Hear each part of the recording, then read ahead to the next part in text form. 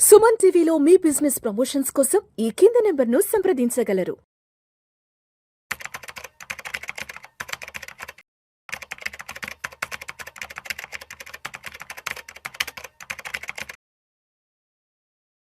గిరిబాబు గారు నమస్తే సార్. నమస్తే అండి. గిరిబాబు గారు ఇవాళ ఒక మంచి టాపిక్ గురించి మాట్లాడదాం అనుకున్నాను. డిస్కస్ చేద్దాం. డబ్బుల విషయంలో ఖర్చులన్నీ పోయాక మిగిలిన దాన్ని పొదుపు చేయాలంటారా, లేదంటే పొదుపు చేశాక ఆ మిగిలిన దాన్ని ఖర్చు చేయాలంటారా? సో డబ్బు విషయంలో మన మనస్తత్వం, మన ధోరణి ఎలా ఉండాలి? డెఫినెట్లీ మీరు చెప్పిన దాంట్లో సెకండ్ స్టేట్మెంటే కరెక్ట్. మనకి ఏదైతే ఆదాయం వస్తుందో ఆదాయంలో నుంచి ఫస్ట్ సేవింగ్ చేయాలి. ఆ సేవింగ్ చేసిన తర్వాత మిగిలింది ఖర్చు పెట్టుకోవాలి.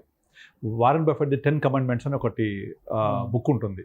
అందులో తను చెప్పే మొట్టమొదటి ప్రాథమిక సూత్రం ఏంటంటే first income minus savings should be your expenses. ఇది rule number 1. Second rule, don't forget the first rule. అంటే అంత గట్టిగా చెప్తుంటాడు తను. ఫస్ట్ వచ్చిన ఆదాయంలో నుంచి సేవింగ్స్ అంటే రేపటి కోసం, రేపటి అవసరాల కోసం, భవిష్యత్ అవసరాల కోసం పక్కన పెట్టిన తర్వాత రిమైనింగే మనం ఖర్చు పెట్టుకోవాలి. అయితే ఇంకొక సేవింగ్ ఉంటుంది. ఇప్పుడు కనుక మీరు అవసరం లేని వస్తువుల మీద ఖర్చు పెడితే రేపు ఆ అవసరమైన వస్తువులు అమ్ముకోవాల్సి వస్తుంది. అంటే మీ ఖర్చు కూడా అవసరమైన వాటి మీద పెట్టుకోవాలి.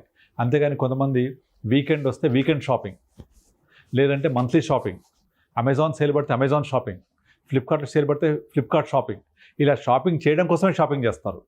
ఇది ఎంత దారుణమైన విషయం అంటే వాళ్ళు దీన్ని విండో షాపింగ్ అంటారు, ఇంపల్స్ బయింగ్ అంటారు. అంటే ఏదో కనపడింది మంచిది కొనుక్కున్నా, అది కొనేంతసేపు ఉన్న ఆలోచన కొన్న తర్వాత ఉండదు మళ్ళీ. సో ఇవన్నీ వృధా ఖర్చులు. ఫస్ట్ ఈ వృధా ఖర్చులు ఎప్పుడు అరికడతాం? మన డబ్బులు లేకపోతే. కనుక నా ఖర్చులు ఎంత ఉన్నాయి, నాకు అవసరమైన ఖర్చులు ఎంత ఉన్నాయి, లయబిలిటీస్ ఎంత ఉన్నాయి ముందే మనకు అర్థమవుతుంది కదా. కనుక నా చేతులు కట్టేసుకోవాలి అంటే ఫస్ట్ నా దగ్గర నుంచి వచ్చిన ఇన్కంలో నుంచి సేవింగ్స్ పక్కన తీసేసి, అంటే రేపటి కోసం, భవిష్యత్ అవసరాల కోసం పక్కన పెట్టి రిమైనింగ్ ఖర్చు పెట్టుకుంటూ ఉండాలి. అలా లేకుండా మనము అన్నీ అయిపోయాక సేవింగ్ చేద్దామంటే ఎప్పటికీ జరగదు అది. ఎందుకు? ఈ పనికిరాని ఖర్చులు, అవసరం లేని ఖర్చులు, అనవసరపు ఖర్చులు పెరుగుతూ ఉంటాయి. వాటితో డబ్బులు ఉంటాయా? ఉండవు. అందుకే చాలామంది ఎస్ఐపి చేసేటప్పుడు, ఎస్ఐపి అంటే సిస్టమాటిక్ ఇన్వెస్ట్మెంట్ ప్లాన్ అనేది ఒక ఆటో డిడక్షన్ ప్రాసెస్. ఇది అయితే కొంతమంది చెప్తూ ఉంటారు, ఇట్లా ఆటో డిడక్షన్ వద్దండి, ఎవ్రీ మంత్ నేను చెప్తూ ఉంటాను అలా చేయమంటారు. నేను అసలు వద్దని చెప్తాను. ఎందుకంటే ఒకటి ఫోర్స్ఫుల్ సేవింగ్ ఉండాలి. ఎస్ఐపి అనేది బై డిఫాల్ట్ ఒక డేట్ పెట్టుకుంటాం, 10th, 5th, 15th అట్లా పెట్టుకుంటే ఆ డేట్ నాడు మొత్తం వెళ్ళిపోతుంది. సో ఆ డేట్ నాడు మొత్తం వెళ్ళిపోతుంది. ఒకవేళ బ్యాంకులో లేకపోతే ఈఎంఐ బౌన్స్ లాగా ఛార్జ్ చేస్తారు. ఒక భయం ఉంటుంది కదా. సో ఈఎంఐ ఎందుకు అంత బౌన్స్ కౌంట్ కడుతూ ఉంటారంటే ఈఎంఐ అంటే భయం, భక్తి, అంత గౌరవంగా కడుతూ ఉంటారు. కానీ ఇన్వెస్ట్మెంట్ వచ్చేప్పటికీ సడన్గా నా ఖర్చులు పెరిగిపోతే డబ్బులు ఉండవేమో, నేను కట్టలేకపోతానేమో అని చెప్తూ ఉంటారు. అలాంటి వాళ్ళని కట్ చేసుకోవాలి అంటే ఖచ్చితంగా ఒక ఈఎంఐ లాగా ఒక ఎస్ఐపి పెట్టేసి ఆటోమేటిక్ డిడక్షన్ పెట్టేస్తే ఈ డబ్బులు పోయాక మిగిలిందే కదా మీరు ఖర్చు పెట్టేది. కనుక మీరు చెప్పిన స్టేట్మెంట్లో డెఫినెట్లీ సెకండ్ వన్నే, అంటే మన దగ్గర ఉన్న ఆదాయంలో నుంచి అన్ని సేవింగ్ చేసిన తర్వాత రిమైనింగ్ ఖర్చు పెట్టుకోవాలి. ఈ ఖర్చు పెట్టేది కూడా దేని మీద చేయాలి? వస్తువుల మీద కాదు, అనుభవాల మీద. చాలామంది ఏం చేస్తారంటే, ఇప్పుడు నేను ఒక షాపింగ్లో చూశాను, షర్ట్ బాగుంది, ప్యాంట్ బాగుంది అని, ఆ షర్ట్ బాగున్న షర్ట్ బాగున్న ప్యాంట్ కాదు, నువ్వు వేసుకుంటే నీకు బాగుంటుందా లేదా, మనం వేసుకుంటే మనకు నచ్చుద్దా లేదా. అంటే మనం వేసుకుంటే ఒక మంచి చొక్కా, మంచి బట్టలు వేసుకుంటే ఎంత హుందాతనం ఉంటుంది. అంటే ఆ డ్రెస్ సెన్స్ అనేది మీ యొక్క వ్యక్తిత్వాన్ని చూపిస్తుంది. కనుక అలా మనకు నప్పేది, మనకు సూటబుల్ డ్రెస్ కొనుక్కోవాలి. అంతేగాని షాపింగ్లో అదేదో రంగు బాగుందనో లేకపోతే ఇంకోటి బాగుందనో అలా కొనకూడదు. అంటే ఇలాంటివి కట్ చేయాలి అంటే ఫస్ట్ మీకున్న ఆదాయంలోంచి సేవింగ్ చేసేసేయండి.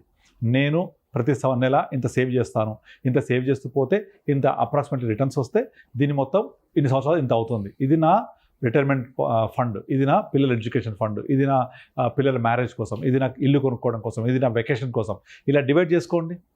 మీకు ఎంత మంచి మంచి అనుభవాలు మిగులుతుంటాయి దీని ద్వారా. అంతేగాని వస్తువుల మీద ఖర్చు పెట్టి వాటిని వాడకుండా, నిజంగా చాలామంది ఇంట్లో చూడండి మీరు, చాలా వాడని వస్తువులు, పరిగణ వస్తువులు బోల్డ్ ఉంటాయి. వాటి వల్ల జంక్ అంతా నిండిపోతూ ఉంటుంది. సో అది కనుక తీసేయాలి అంటే ఇలాంటి ఇంపల్సివ్ బయింగ్ని మనం పొదుపు చేయకముందు చేసే ఖర్చును తీసేస్తుండాలి. మనకు 2 రకాలుగా ఉంటాయి. ఒకటి ఖర్చులు, 2 ధరలు. ఈ రెండిట్లో కూడా ఎప్పుడు స్థిరంగా పెరిగేవి ధరలు, అంటే వస్తువుల ధరలు, మన రోజు వాడే ఖర్చులు, లైక్ మన ఆహార పదార్థాల ధరలు, ఇవన్నీ ఒక లెవెల్లో పెరుగుతూ ఉంటాయి. పెట్రోల్ ధరలు ఇవన్నీ కూడా. కానీ ఖర్చులు మనం పెట్టేవి. ఈ రెండిట్లో ధరల్ని మన చేతుల్లో లేదు, మనం కంట్రోల్ చేయలేం, మనం అదుపు చేయలేం. ఖచ్చితంగా ఆ ధరలు ఇన్ఫ్లేషన్ ప్రకారంగా పెరుగుతూనే ఉంటాయి. కానీ మనం అదుపులో పెట్టుకోగలిగేది ఏంటి? ఖర్చులు.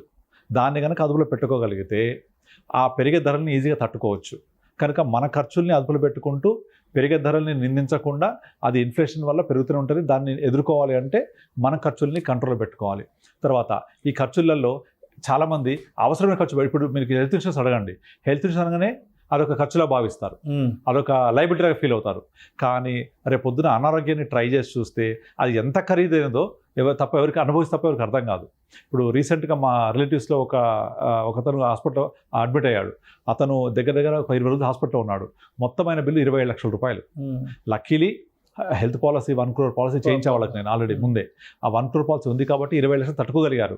లేదు ఆ పాలసీ లేకపోయి ఉంటే వాళ్లకు తలుచుకుంటేనే ఒక కాళ్ళ కింద భూమి కదిలిపోతుంది.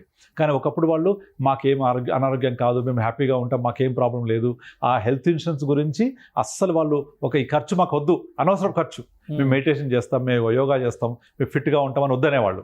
కానీ మా కజిన్ని నేను బలవంతం చేసి కట్టిపించాను నేను పాలసీ. అది అలా కట్టడం వల్ల అనుకోకుండా తను ఒక అనారోగ్యం జరిగినప్పుడు 27 lakhs జబర్దస్త్ రూపాయి కట్టలే మళ్ళీ వాళ్ళు. అసలు ఆ విషయం తను తలుచుకుంటేనే నాకు కాళ్ళ కింద భూమి కదిలిపోతుంటుంది. ఎలా చేసేవాళ్ళము, ఏం చేసేవాళ్ళము, మా హస్బెండ్ మాకు దక్కేవాడు కాదు ఈ పాలసీ లేకపోతే అన్నంత మాట అని చెప్పింది. అదేవిధంగా టర్మ్ ఇన్సూరెన్స్ పాలసీ, ఈ టర్మ్ ఇన్సూరెన్స్ కూడా చాలామంది ఏం చేస్తారంటే వస్తువులనేమో ప్రేమిస్తారు, మనుషుల్ని వాడుకుంటారు. రివర్స్ చేయాలి, వస్తువుల్ని వాడుకోవాలి, మనుషుల్ని ప్రేమించాలి. మనము వాడే వస్తువుకి ఇన్సూరెన్స్ చేస్తారు, వెహికల్ ఇన్సూరెన్స్, కానీ మనం ప్రేమించే మనుషులకు హెల్త్ ఇన్సూరెన్స్ చేయరు.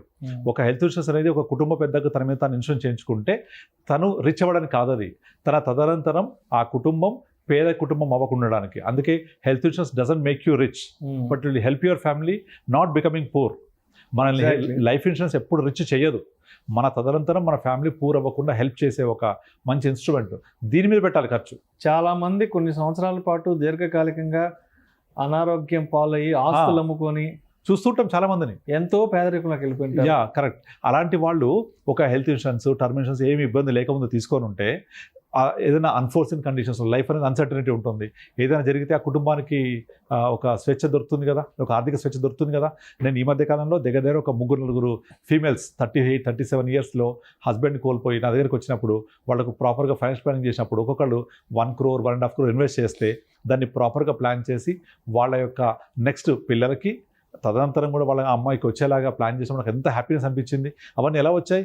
కేవలం ఇన్సూరెన్స్ ఉండడం వల్ల, ఆ కుటుంబ పెద్ద చనిపోవడం వల్ల వాళ్ళకు ఆ డబ్బులు ఈ విధంగా హెల్ప్ అయినాయి. వాళ్ళకు ఎలా చేస్తే బెటర్ అనేది వాళ్ళకు మ్యూచువల్ ఫండ్స్లో ఇన్వెస్ట్ చేయించి మంత్లీ ఇన్కమ్ వచ్చేలాగా, ఆ అసెట్ పెరిగేలాగా ప్లాన్ చేసాం. ఇది అందరూ కూడా ప్రతి ఒక్కళ్ళు కూడా గమనించాలి. నేను ఏం ఖర్చు పెడుతున్నాను, ఏ అవసరం కోసం పెడుతున్నాను అని ముందుగా అర్థం చేసుకోవాలి. అందుకని హెల్త్ ఇన్సూరెన్స్ అనేది ఖర్చు కాదు, టర్మ్ ఇన్సూరెన్స్ అనేది ఖర్చు కాదు. మనం వచ్చే ఆదాయంలోంచి తప్పనిసరిగా చేయవలసిన కొన్ని రకాల ఖర్చుల్లో ఇది కూడా ఒకటి. అదేవిధంగా నేను నా లైఫ్ హ్యాపీగా ఉండాలి, ప్రతి నెల ఒకసారి ఫ్యామిలీతో కలిసి రెస్టారెంట్కి వెళ్ళాలి లేదా సినిమాకి వెళ్ళాలి.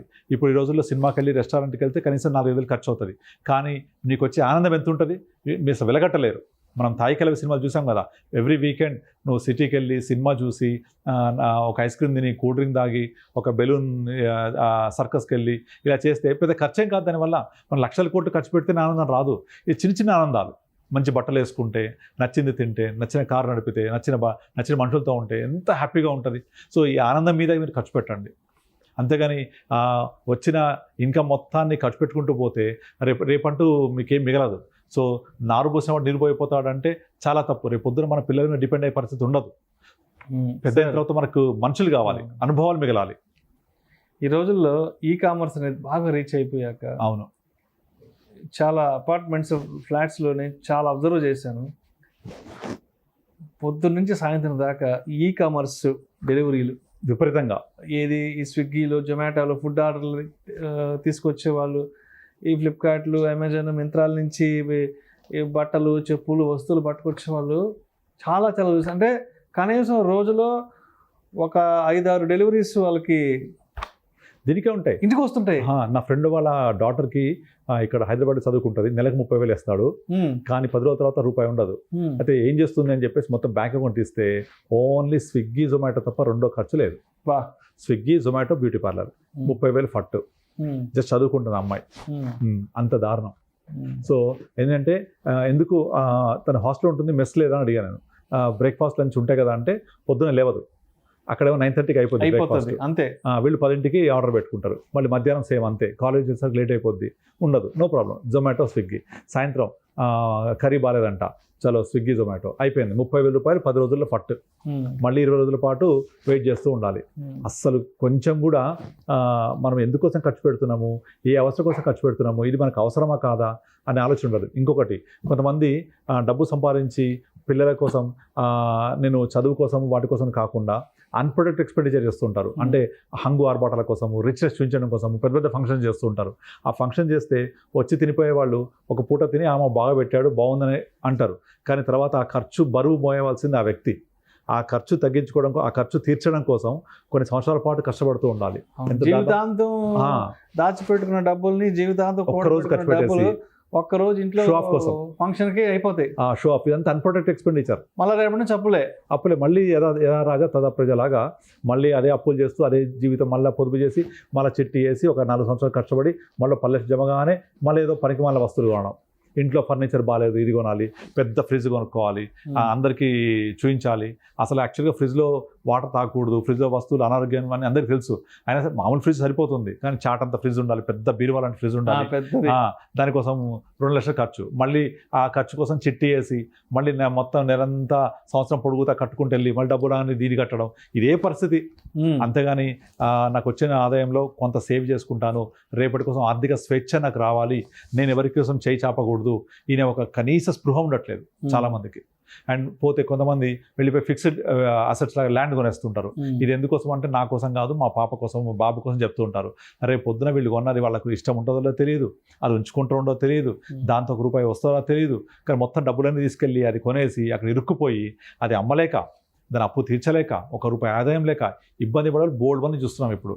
దీనికోసం మళ్ళీ పర్సనల్ లోన్ పెట్టి ఆ పర్సనల్ లోన్ కడుతూ ఆ చట్టంలో విషియస్ సర్కిల్ ఆఫ్ పావర్టీ అంటారు.